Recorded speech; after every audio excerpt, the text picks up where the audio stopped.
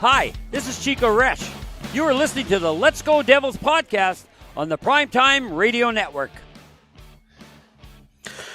Happy Devils Friday. Welcome to Game Day Live, presented by the Let's Go Devils Podcast Network and the Primetime Radio Studios, along with Anchor Brew. My name is Vinnie Parise, and I am here with Short Sky, as we are happy to get you set for New Jersey Devils hockey, as they are going to take on the Chicago Blackhawks. Welcome to all fans watching on YouTube Live, Facebook Live, Twitter Live, and Twitch.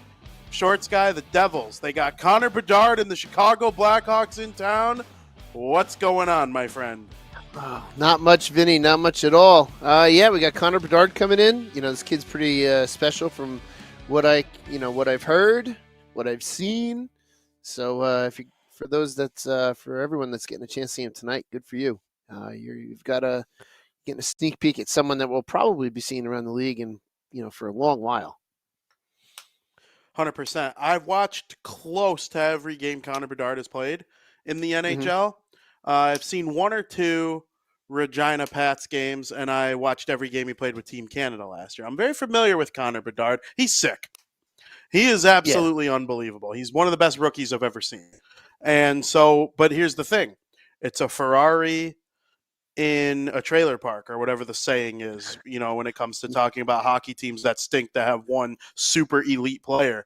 Connor Bedard is magnificent. But if you put your best effort on the ice when he's on the ice and you shut him down or at least contain him, you have a chance to win the hockey game, because the rest of the Blackhawks team, they're just not very good. They're very injured. Former New Jersey Devils MVP Taylor Hall, he's out for the year. That was supposed to be, Connor Bedard's run and gun line mate, someone that might be able to keep up with his speed and his shot and his playmaking ability. He's not there. So, you got other guys playing with him, and, whoever's on Connor Bedard's line is dangerous because of the fact that he's on the ice, but their depth isn't what it would be if they were just a tad bit healthier. They're getting decent goaltending out of Peter Mrazek. So, you're going to have to play well in front of him and get pucks down low and create screens and stuff, but their defense is just one of the nastiest things you'll ever see in a bad way, not my normal use of the word nasty. And so I think the Devils, it's one of those games. We talk about trap games all the time, but they've lost 4 in a row. You can really get on them early. They're on the second half of a back-to-back. Those stinky New York Rangers absolutely smoked them last night. So, they come into this game. Are you expecting it to be one of those typical trap games like we've seen when they played San Jose or Anaheim or even Columbus at one point this season? I'm concerned because the Devils seem to play down to their opponent and not do well against these types of teams. So that's my concern. It's been pretty consistent, and you just mentioned, 3 of the teams, San Jose, Columbus, and Anaheim come in. At least the 2. I can't remember if that Columbus game was early in the season was a home or away, but we had Anaheim and San Jose came into the building and they beat us. 2 games that the Devils should have won, 2 games that should have been a relatively easy 2 points to get. Yet we gave 2 points away. These are the games that the Devils got to stop letting slip away. They have to beat the Chicago Blackhawks tonight. They cannot give them an inch, because if the Devils give a team an inch, that team gets a mile. Depends on, it doesn't matter who it is, it seems like. As soon as the Devils give an inch, the other team gets a mile. Yeah, they have to show up in a big way tonight. They have to play well. The reason the Chicago Blackhawks are just bad. Like the San Jose and Anaheim, they're bad too. And the San Jose game was the second half of a back-to-back. I hated that they played. I think it was Schmidt in the second half of a back-to-back when he made 40-something saves the night before. I hated that. But Anaheim, they got some tools on that team that, can create offense and, on certain days get good goaltending and defend well and stuff like that. This Chicago team does none of those things. They're on the second half of a back-to-back. The Devils are fresh. They have Vitek going in net, and it's going to be Dawes tomorrow against Vancouver. And that's another thing. You have Vancouver tomorrow, who you already beat earlier in the season, but it was far from easy. I know it's the Hughes Bowl, so that will create some extra buzz around the building. I'm hoping you all stay clear of the snow that could keep it from being the 300 people game or whatever it was that one time. But 304. They have to take care of business tonight. 304. Every person in Yeah, New Jersey was at that game, though. It's or 342 or something like 342, I think it is. My old hockey coach is part of that club. Yeah, it's 334. Sam just confirmed. Yeah, my old hockey coach is part of the 334 club. against the Bruins, right? It was. I don't remember who it was against. I thought it was Calgary. The Flames, but the Calgary yeah, Flames. You're the correct. Calgary Flames. Yep. So, yeah, tomorrow's game is going to be tougher than tonight. We're again in a back-to-back. The most that this league is given any team is the Devils with all these back-to-backs. Both games are important. Both sets of points are important to get 4 points out of the next two nights. And then going to they've got I'm looking at my schedule now. They've got a 4-day layoff. So, put it all out on the ice now, and then rest up in the next 4 days before you get Tampa Bay and Florida and Boston 3 in a row away. So just do the work tonight, do the work tomorrow, and then you get a couple days off. So just get the job done tonight. Start with tonight, get it done. Get tomorrow's done. Are you kind of annoyed with the Devils schedule this season? I mean, it is literally, this is going to be their 8th set of back-to-backs or 7th set of back-to-backs, and then there's 3 days off. Or then, then they'll have 2 days off and then play 3 games in fortnight and then have 3 days off. Like, I would much rather them play every other day than all this back-to-back, multiple days off in a row nonsense. I think it's really kind of messed with them a little bit, and that's not the end-all be-all for some of their struggles. Now, I am noticing I'm pretty sure this is the bye, the league-mandated bye that's coming up for the Devils, because going from January 6th with a game until January 11th without a game, that's a long time. I think they're probably not allowed to even practice. I'm guessing that's the bye. Well, there's also a stretch, and I'm going to say leading into the All-Star break, because I want to say the bye is the end of January, because they do not have anything from the Tampa Bay game on the 27th until the 6th of February. That's got to be a long time. That's got to be maybe is the bye. Then that's crazy to go from 7th, 8th, 9th, 10th without a game in January. That's insanity. Yeah. And then March is a packed schedule, and the rest of February is a packed schedule. I guess maybe you can look at it also as a transition into next season, which is going to be really cramped because of the Olympics.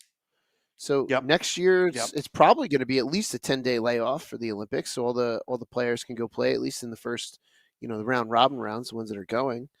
But it's, I don't know. The schedule wasn't friendly last year, and it's not friendly this year. And having the most back-to-backs in the league is frustrating, because I think it's especially because we're not very good on the second half of the back-to-back. So that's really the worst part of it all, is our record on it.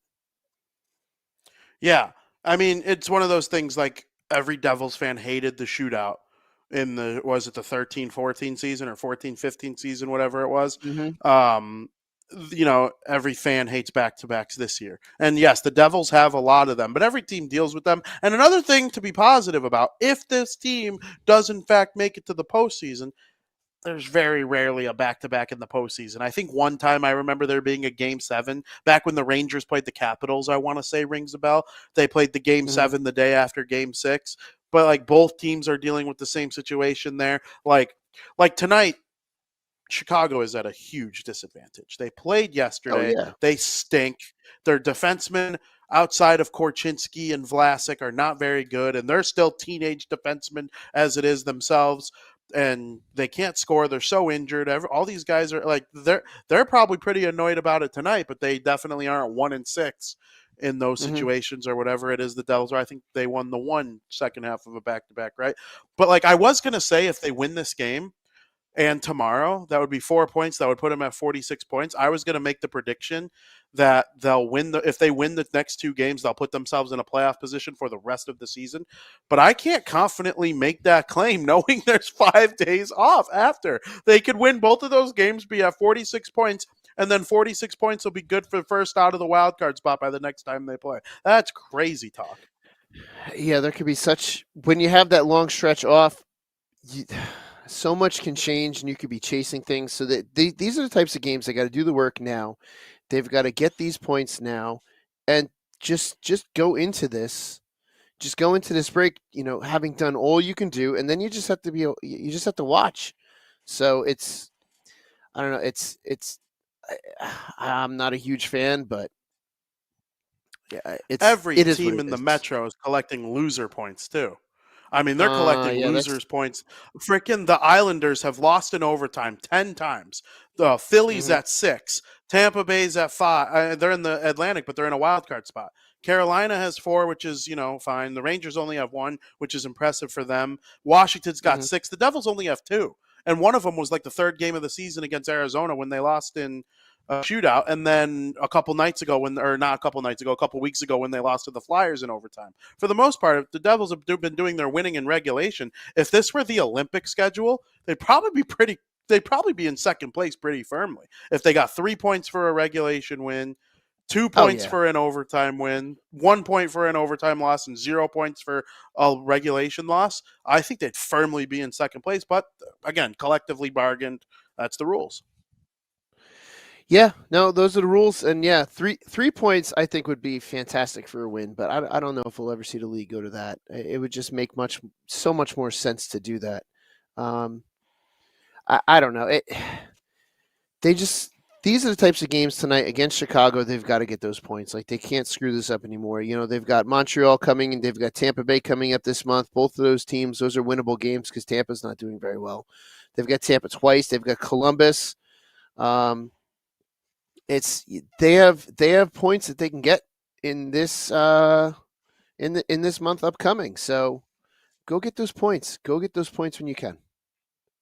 And do you scratch how good or how bad either team is when they play Vancouver, knowing Quinn Hughes, Jack Hughes, and Luke Hughes probably bring a little bit extra to the game, regardless of where either team sits in the standings? They're going to bring extra to the game, but I think when it comes down to it, it's not a massive intercity rivalry or something like that. It's not a local rivalry. There's a little bit extra to the game. I think it's a little bit more hype than it is, anything on the ice. So there's going to be bragging rights, and Jack and Luke are going to want to do it against Quinn. Really what it comes down to is how many of their other teammates care and want to win it for them. So I think it's more hype than anything. Very fair. A couple nights ago, Nico Hischier played. It was the day before his birthday, and he had 2 goals and 1 assist. A lot of time in the league, we see guys, they do bring a little extra juice on their birthday. I think birthday hat tricks are like a thing, like around the league and stuff like that. They didn't play on his birthday, but the day before he had the 3 points. Does Hischier have a little bounce tonight in his game against these Blackhawks, knowing it was his birthday yesterday? Does he feel good to be a 26-year-old in the league? I think he just feels good after getting 2 goals and assists the other night. That really puts you on a good trajectory for scoring more goals and just letting it happen. So just build off of the last game. Yeah, you had your birthday yesterday. Depending on how, I know he's a very serious hockey player. He takes everything, but maybe let's hope he didn't celebrate a little too much last night, and he's feeling pretty good today. You never know.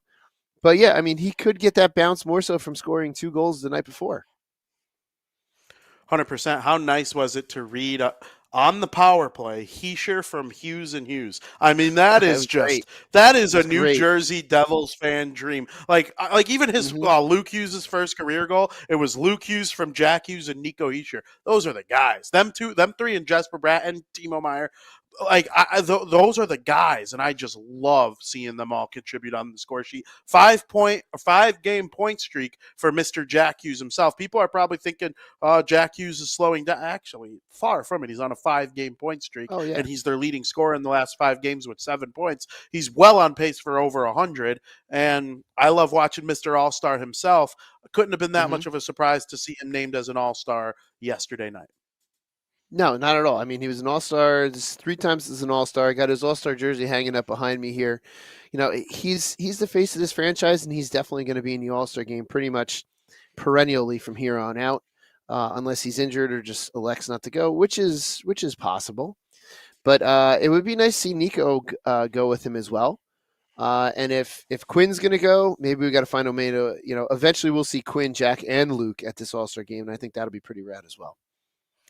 That would be pretty rad with the teams each getting a representative, it makes it really difficult because New Jersey's not Toronto.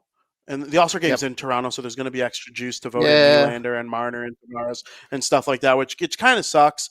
And, Boone Jenner going for the Blue Jackets, like, I mean, come on. We left Nylander off. He's like third in points. Same thing with Panarin.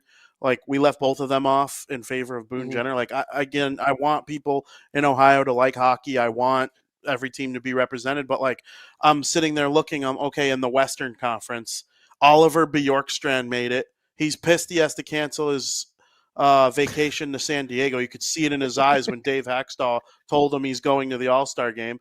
And Cale Makar's at home. Like, we have to vote him in if Colorado doesn't show up to vote. Like, he's not, like, it's just it's a story for another day. Go vote for Heischer. Go vote for Bratt. Go vote for Luke Hughes.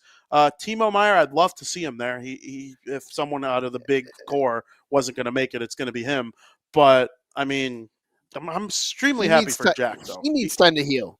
Timo needs time to heal. Yes. Let him Yes. let Don't him vote heal. for Let him Meyer. stay home. No. I But voted for any him of those 10 other times guys, yesterday, but any of the other guys, any of the other guys, I'm all for. But Timo, I think needs some time to just like rest and relax and heal. But any of the rest of them, put them in the game, let them play. It's a fun game. I love watching the All-Star game. I really would prefer to go back to the old East-West style where you just had one game, just go all out. You just have these guys have a lot of fun. and like, you bring guys to the skills competition who might not be having all-star Mhm. seasons, but they're gonna rip 108-mile-an-hour slap shots. Like, Chara was an all-star in the meat and potatoes of his career. But like, Yeah. those late years where he was breaking the slap shot record, he probably wasn't one of the 5 best defensemen in the NHL anymore. But they still were bringing him to the All-Star game because he claps 108 bombs and it's entertaining. So, Yep. like, if McDavid were ever injured for the first 2 months of the season, would you still not want him at the All-Star game to compete in fastest skater? I would. I don't care if he's not The caught up with the league's rest of the guys on the scoring list.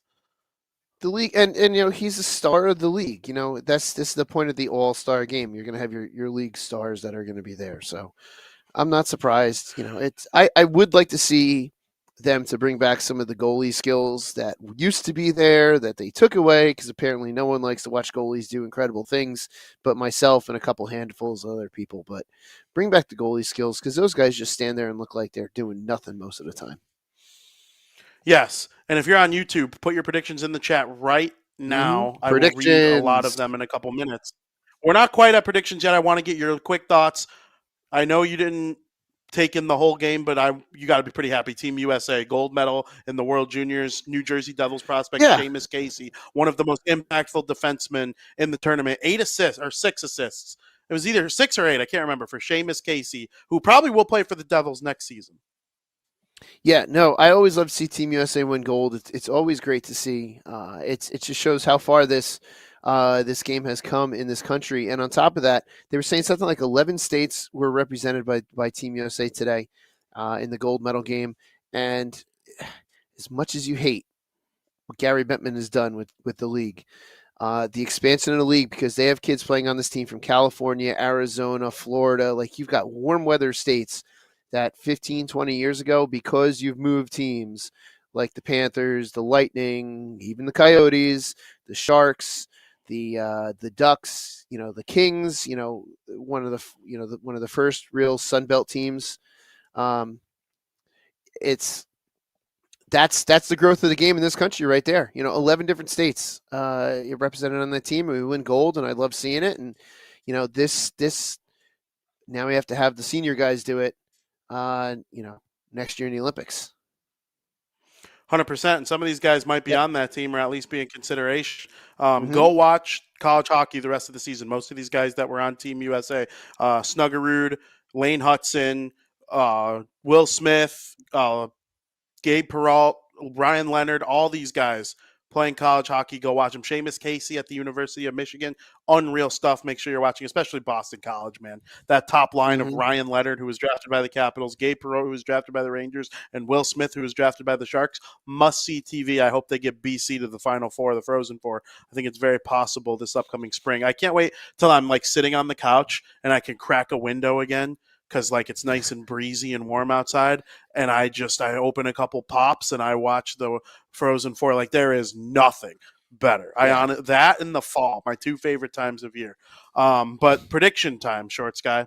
I think it's time you tell the people. Oh, how about me ripping off Max's prediction last week, and right. It came through. Oh, absolutely, it came through. Let's go. 6-3 Devils last game. I called it. That was incredible. I did get a DM on X from Max after it happened. It was Max, right? I'm giving credit to the right person. Yeah, Max. That I bootlegged my prediction off of. He's at NJ Devil Guy 1 on X. Go follow him. Yeah, that's awesome. Super, super pumped. That was my third time. I had gotten none. The first 2 seasons of doing this show, I got 3 so far this year. It's a Parise hat trick, a Vin trick. That's awesome. Let's go. Let's make it a 4th. Go. Let's make it a Patrick Marleau 4-goal game. Shorts Guy, your prediction. Man, and I got to say, Vinny, I was really kind of hoping that the Devils were not going to score anymore when it came 5-3, and I was like, ooh. I might finally get one. But all right, so today, 5-1 today. The Devils should be able to take care of business. I want to see them take care of business. I'm hoping that Dawes being in net is going to push Vitek to be a little bit better than he's been. So let's get a Devils 5-1 victory today. 5-1. I like that. Should be able to beat Chicago by a score like that. Chris says 4-2. Good guys. Steve Engel says 6-3 Devils. He's stealing my prediction from last game. Joseph says 5-2 Devils. Selecta says 5-3 Devils. JP 5-3 Devils. Ramona Rice 5-1 Devils. Michael 5-3 Devils. Luke continues his point streak, and Bedard gets 2 points. Tony P says 7-1 Brazil, so close. Beachmaster says 4-3, and Ramona throws in an extra "Let's go Devils." I'm going to not be. This is a tough prediction, Shorts Guy, because Bedard is nasty. If he popped a couple on VTech, I wouldn't be too surprised. I'm actually going to predict that. I think the Devils are going to win this game. I'm going to go 6-2. I think they could score 6 goals again, but let's only give up 2 to the stinky Chicago Blackhawks team that has no business beating the Devils in a season like this. They had a dynasty. They were world beaters for 10 years. They're really bad right now. I do think they're going to get to be really good. In fact, if you told me the 2027 Stanley Cup final was between New Jersey and Chicago, I would be 0% surprised. 0% Yeah, surprised. I wouldn't be surprised They're building a nice thing over there. But, tonight they better take them down. And then Sam Wu has a prediction. He believes this game is going to be 8-3 Devils. It's a typical, for the second game in a row, it's a typical yet believable Sam Wu prediction. Sam Wu prediction. Yep. 8-3. Yep. That's just the way Sam Wu's been. And he was 7-7-3 or something like that the last game. So he was 7-3, I think. He was close. Yeah, he was close. He was one goal away, so we'll see. One of these days he's going to say it's 11-1, and he's going to nail it. Because I feel like once a decade your favorite team wins by 10 goals, like literally. Oh, yeah. Like, I could think of 5 absolutely. or 6 instances of teams across the NHL since I've been watching hockey winning by 10. It'll happen one of these times, and we'll go crazy as if he wasn't wrong the previous 950 times. But that'll be the game. That'll be the game he predicts like 2-1. If they win a game 11-1 at any point, he gets credit for it. But I want to make sure I encourage everybody watching right now to tune into Devils After Dark after the game between the New Jersey Devils and the Chicago Blackhawks. And we can't thank everybody enough for following along on Twitch, YouTube, X, Facebook, wherever it is you're taking this in from. We can't thank you enough. Spotify, Apple Music, any of the other places you can get podcasts for the Wednesday show, the Sunday show, this show, Devils After Dark. Make sure you go tune in, like, and subscribe. For Shorts Guy, I'm Vinnie Parise, Sam Wu. Let's go Devils.